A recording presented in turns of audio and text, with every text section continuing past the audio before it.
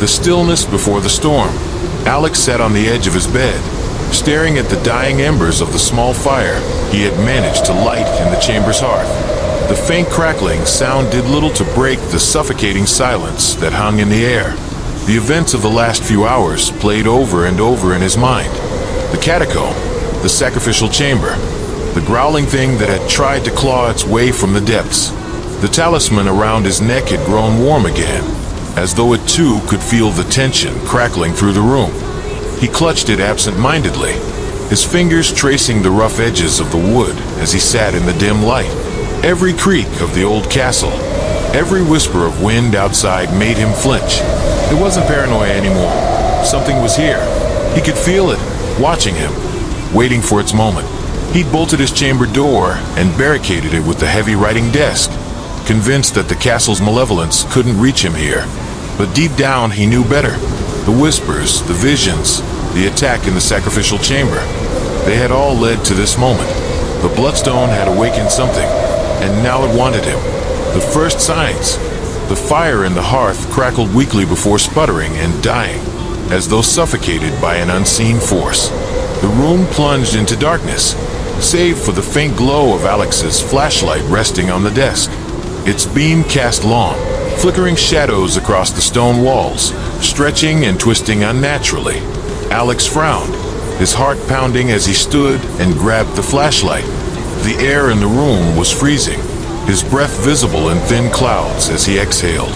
He swept the beam across the chamber, searching the corners for anything out of place. "Come on," he muttered, his voice hoarse. "You're losing it." He turned back toward the bed and froze. The shadow at the far corner of the room moved. It was subtle at first, a ripple across the darkness, like ink spreading in water. But then it grew, its edges coalescing into a distinct shape, a tall, hunched figure that loomed just beyond the flashlight's reach. Alex stumbled back, his chest tightening. No! The shape shifted again, stretching upward until it filled the corner from floor to ceiling. The air in the room grew thick and heavy, vibrating faintly with a deep, resonant hum. Then two red points appeared within the darkness, eyes. The shadow takes form. The figure stepped forward, pulling itself out of the shadows as though peeling free from the stone itself. It was humanoid, but wrong. Grotesquely elongated limbs, clawed hands that scraped against the floor, and a frame that looked as though it had been stretched beyond what the human body could endure. Its skin was a sickly pale gray, almost translucent, with dark veins twisting just beneath the surface like writhing snakes. Its head tilted unnaturally to the side, the red eyes burning like smoldering embers within the void of its face. The creature's breathing filled the room, a low, rattling sound, wet and labored, as though its lungs were rotted and hollow. It opened its mouth, revealing jagged, uneven teeth, and a sound emerged that sent Alex's blood running cold, a guttural growl that seemed to come from the depths of the earth itself. The flashlight trembled in Alex's grip. "Stay back," he shouted, his voice shaking. The creature took another step, the stone floor groaning under its weight. Its shadow spread across the walls, crawling like living tendrils that reached for him. "Stay back," Alex shouted again, backing toward the door. He stumbled against the desk barricading it, knocking over his notebook and the bundle holding the Bloodstone's box. The talisman against his chest burned hotter now, its presence the only thing keeping him grounded as the creature advanced. The attack. Without warning, the creature lunged. It moved impossibly fast for its size, crossing the room in a single, unnatural stride. Alex barely had time to react. He threw himself to the side, crashing into the edge of the bed as the creature's claws swiped through the air where he had stood just moments before. The sound was deafening, a screech of nails against stone, like 1,000 knives scraping together. The flashlight clattered to the ground, its beam spinning wildly across the walls, casting frantic, jerking shadows. Alex scrambled onto the bed, his heart pounding in his ears. The creature turned its head slowly, its red eyes locking onto him. It let out another growl, deeper this time, hungry, desperate. Alex grabbed the flashlight and shone it directly at the figure. The beam struck its face, and for a moment the creature recoiled. Its body writhed, its form seeming to shift and blur as though it were struggling to maintain its shape. The red glow in its eyes dimmed, and it let out a shriek that made Alex's skin crawl. It doesn't like the light, Alex realized, gripping the flashlight tighter. A desperate defense. The creature retreated a step, its body writhing and flickering like a broken image. Alex didn't waste the opportunity. He grabbed the talisman around his neck and held it up, the rough wood biting into his skin as he thrust it forward. "Get back!" he shouted, his voice filled with equal parts terror and fury. "Leave me alone!" The creature let out a low snarl, the red glow in its eyes flaring back to life. It lunged again, and this time Alex wasn't fast enough. Its clawed hand struck him across the chest, sending him crashing into the wall. Pain exploded through his ribs, and for a moment the world spun. The talisman swung wildly on its cord, and the flashlight rolled across the floor, its beam landing on the creature once more. Through the haze of pain, Alex watched as the creature paused, writhing in agony under the light. Its form wavered like smoke caught in a breeze, the darkness struggling against the thin beam of illumination. He coughed, gasping for air, and forced himself onto his knees. The talisman felt hot against his chest, almost burning. The bloodstone stirs. Then Alex heard it. A low hum emanated from the bundle on the floor, the bloodstone. The cloth wrapping it began to glow faintly red, as though the stone itself were responding to the creature's presence. The creature turned its head sharply, its eyes snapping toward the bloodstone's box. It let out a guttural, triumphant sound that sent a chill racing down Alex's spine. "No," Alex muttered, realizing too late what was happening. The creature wasn't after him. It was after the bloodstone. The hum grew louder, vibrating through the floor as the glow intensified. The creature stepped toward it, its claws outstretched, drawn to the stone like a moth to a flame. Alex knew he couldn't let it touch it. If the bloodstone was as powerful as the diary had warned, the creature gaining control of it would be catastrophic. Summoning every ounce of strength he had left, Alex lunged for the box. Narrow escape. His hands closed around the bundle, just as the creature's claws slammed into the floor where it had been. Stone splintered under the force of the blow, fragments flying into the air. Alex rolled onto his back, cradling the bloodstone's box to his chest. The creature loomed over him, its face inches from his own.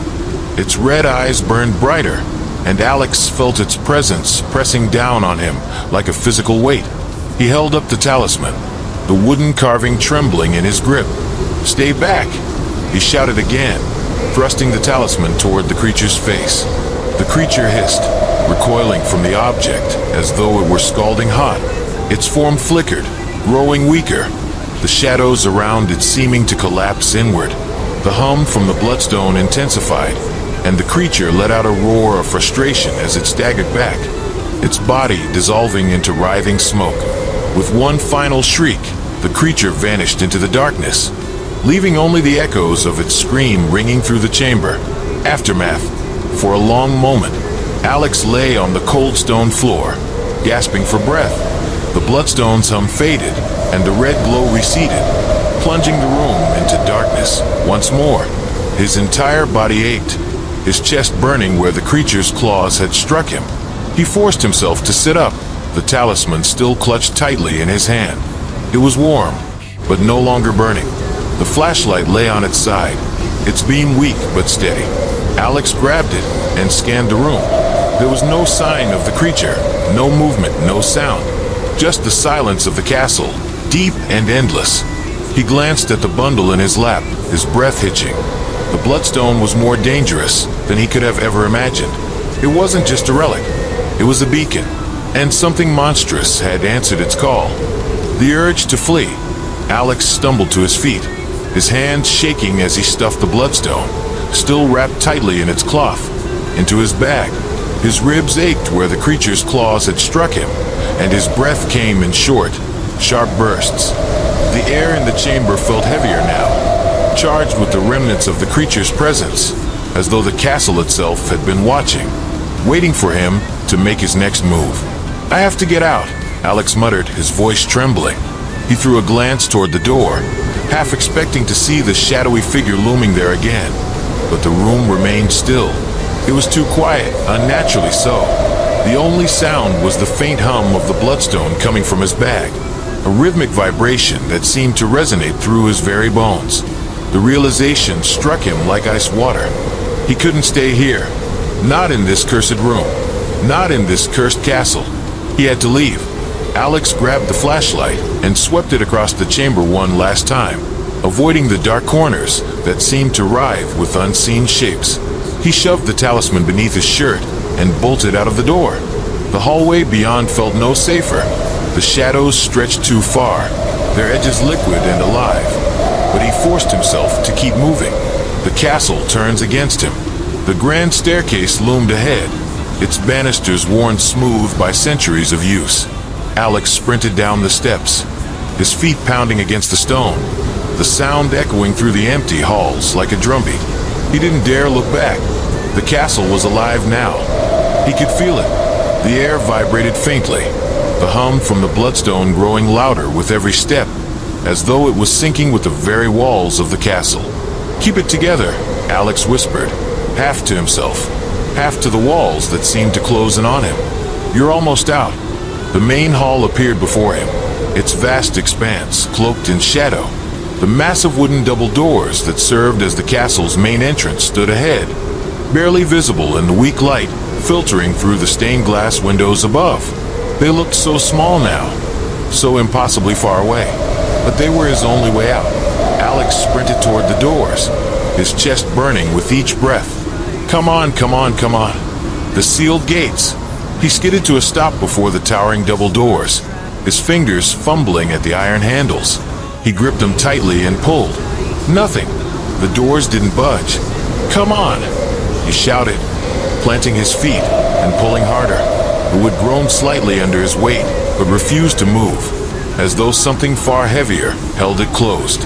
He shoved his shoulder against the wood, gritting his teeth as he pushed with all his strength. Still nothing. Alex stepped back, staring at the doors in disbelief. They weren't locked. There was no latch or bolt holding them in place, but they wouldn't move. It was as if the castle itself refused to let him leave. He swallowed hard, panic rising in his chest. He turned and scanned the main hall, searching for another way out. The arched windows high above were too narrow to climb through, and the small side doors he'd passed earlier were all reinforced with heavy iron. The whispers returned, faint at first, crawling from the dark corners of the hall. "Aperiator tenebris." Alex backed up, his flashlight trembling in his hand. "No, no, no, no. Let me out." The hum from the bloodstone surged in response, louder now, vibrating against his ribs. He could feel it in the bag slung across his back, its pulse growing stronger with every passing second. The bloodstone's power. Without warning, the hum from the bloodstone reached a crescendo.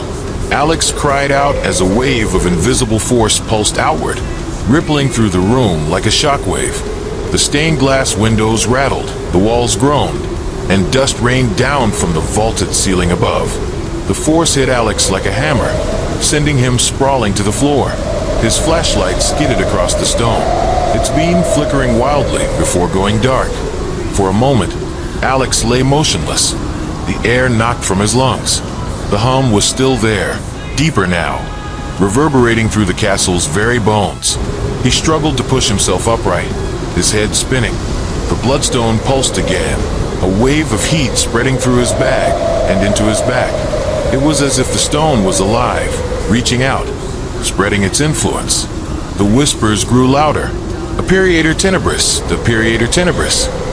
"No," Alex rasped, clutching his bag as he staggered to his feet.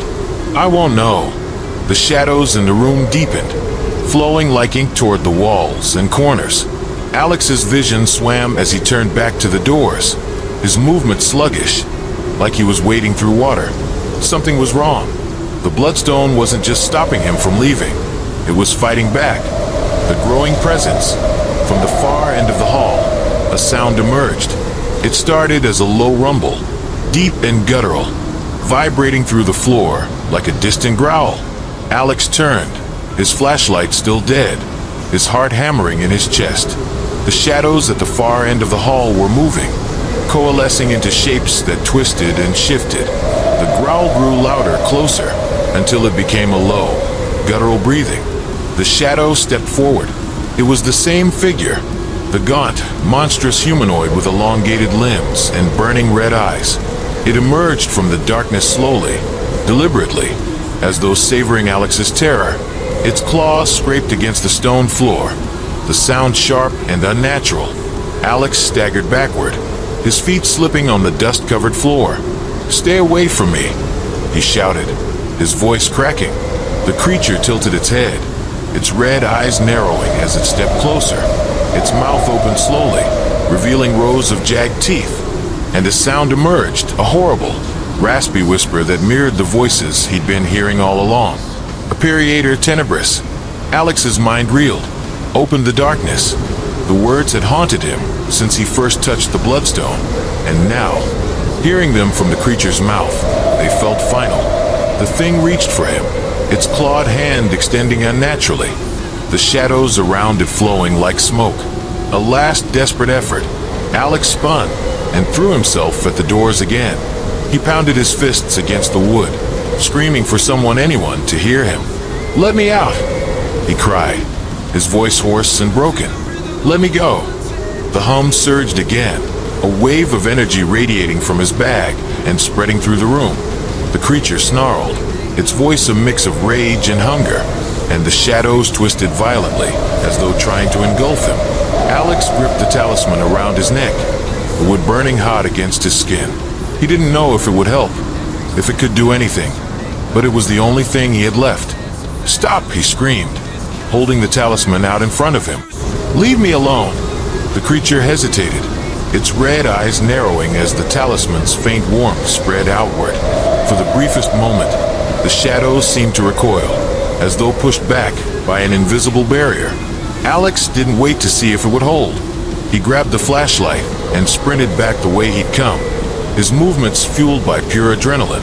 The whispers followed him, furious and deafening, echoing through the halls as he ran. The growling grew distant, but he knew it wasn't gone. It was waiting, watching, trapped. Alex collapsed against a stone column near the base of the grand staircase, gasping for breath.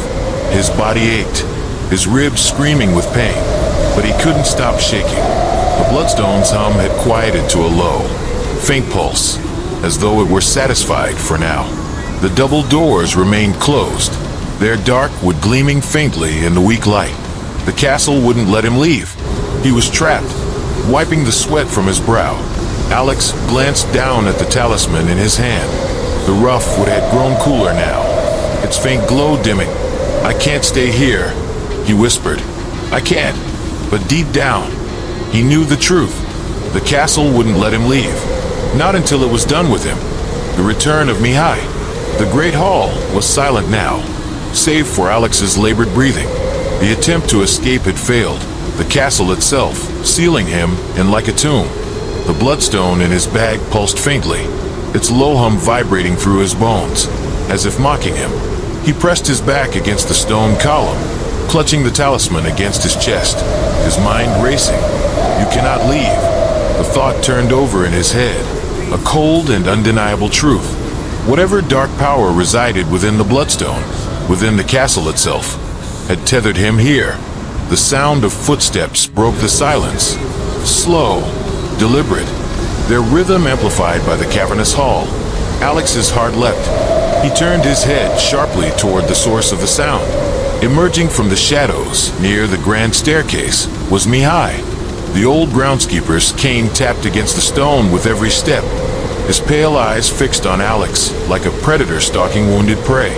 "You're still here," Mihai said softly, his voice echoing through the vast room. It wasn't a question, it was a statement. Alex struggled to his feet, every muscle in his body aching. "The gates, they're sealed," he said, his voice hoarse. "I can't leave."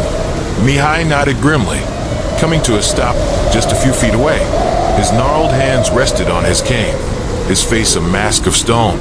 "The castle won't let you." "Why?" Alex demanded, his voice breaking. What the hell is happening here? Mihai's pale eyes seem to pierce through him. It has chosen you. The Bloodstones claim. Alex stared at Mihai, the words hanging in the air like a death sentence. What do you mean it's chosen me? Chosen me for what? Mihai's mouth twisted into something between a frown and a sneer. The Bloodstone doesn't simply exist, Alex. It seeks. It chooses. From the moment you laid hands on it, it marked you as its vessel.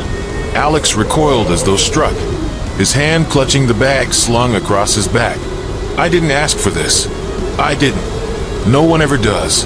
Mihai interrupted sharply, his tone colder now. But it doesn't matter. Once it chooses, it binds itself to you. It's no longer a question of leaving the castle, Alex. You can't. You belong to it now. Alex felt the weight of those words settle on him like iron chains. His mind reeled. I didn't do anything. I didn't ask to find this place, to find the Bloodstone. But you did, Mihai said, his voice softening slightly, though his expression remained grim. You dug into secrets that were meant to stay buried. You awoke it, and now it will not rest until it gets what it wants. Alex's skin prickled. What does it want? Mihai's eyes narrowed, and his voice dropped to a whisper. It wants you, bound to the curse. Alex staggered back, shaking his head violently. No, that's not true. You're lying. This is just some trick, some superstition. You think I'm lying? Mihai's voice echoed through the hall like a whip crack. Do you think this is all coincidence? He gestured around the room. The towering doors, the creeping shadows, the oppressive silence. Do you think the castle sealed itself just for fun? Alex said nothing, his chest rising and falling as panic clawed at him. Mihai took a slow step forward, his cane striking the stone like a judge's gavel. The Bloodstone binds itself to its vessel. It feeds off you, your mind, your fear, your life. It needs you to fulfill its purpose. You're as much a part of the curse now as the castle itself. Alex's voice came out a shaky whisper. You said you're a keeper. If you know so much about this, tell me how to stop it. Mihai's gaze darkened. There is no stopping it. The Bloodstone cannot be destroyed. It is older than you can imagine, older than this castle, older than us. It is a piece of something beyond this world, something that cannot be unmade. Alex's throat tightened. So I'm just supposed to accept this? That I'm cursed? That there's no way out? There's only one way out, Mihai said darkly. Death. A dangerous revelation. Alex stiffened, his heart pounding. Mihai took another step closer, his cane tapping rhythmically as though punctuating his words. You're not the first, Alex. There have been others, men and women who stumbled too close to the truth. Scholars, adventurers, historians like you. The castle called to them too. The Bloodstone marked them, and not one of them left this place alive. Alex shook his head, his mind screaming in denial. You're lying. Mihai's eyes were cold and steady. Am I? Where do you think the Bloodstone gets its power? How do you think it feeds? Alex froze. He remembered the diary's words. The stone does not grant life. It mocks death, the sacrifices, the rituals. The Bloodstone drank life to sustain its power. It needs me to die, Alex whispered, his voice trembling. Yes, Mihai said softly. It will keep you here, weaken you, torment you, until you give it what it craves. Blood, desperation, and defiance. For a long moment, the two men stared at each other. Mihai's face was impassive, his pale eyes unreadable. Alex's mind raced, his pulse hammering in his ears. The castle, the shadows, the Bloodstone, it was all connected. But he wasn't ready to surrender. No, Alex said finally, his voice stronger than he felt. I won't let it win. There's another way. There has to be. Mihai's expression twisted into something resembling pity. You'll only drive yourself mad looking for answers. The castle doesn't lose. The Bloodstone doesn't let go. You'll realize that soon enough. Then help me, Alex said, desperation creeping into his voice. If you're really a keeper, if you've spent your life protecting this place, then help me destroy it. Mihai shook his head, his grip tightening on the cane. You don't understand. I serve the castle, Alex. The Keepers always have. We are its caretakers, its guards. I'm not here to help you escape. I'm here to make sure the Bloodstone gets what it wants. The realization struck Alex like a fist. You're trying to kill me. Mihai didn't deny it. His face remained cold. It's the only way to restore balance. To quiet the stone. To keep it asleep. Alex took a step back, his hand drifting to the talisman hanging around his neck. You're insane. No, Mihai said calmly. I'm a servant of the castle. And you, Alex, are the sacrifice it demands. The chase begins. Before Alex could react, Mihai raised his cane and swung it with surprising strength. Alex ducked instinctively, the wooden cane grazing his shoulder as he stumbled backward. Stop! Alex shouted, but Mihai advanced, his movements eerily calm, his cane striking the stone floor with every step. You can't run forever, Alex. Mihai called after him. It's already chosen you. Alex turned and bolted, his bag slamming against his back as he sprinted toward the nearest hallway. The shadows in the castle seemed to shift, writhing at the edges of his vision, as though the castle itself was working against him. Behind him, Mihai's footsteps echoed through the halls, relentless and steady. You'll come back. Mihai's voice reverberated through the corridor. You can't fight it. Alex ignored him, focusing on the faint beam of his flashlight cutting through the darkness. He didn't know where he was running to. He just needed to get away. Away from Mihai. Away from the Bloodstone. Away from the whispers that clawed at the edge of his mind. I can't die here, Alex thought, gritting his teeth as he sprinted deeper into the castle. There has to be a way to destroy it. There has to be. But as the whispers grew louder and the Bloodstone pulsed in his bag, Alex knew one thing for certain. He was running out of time.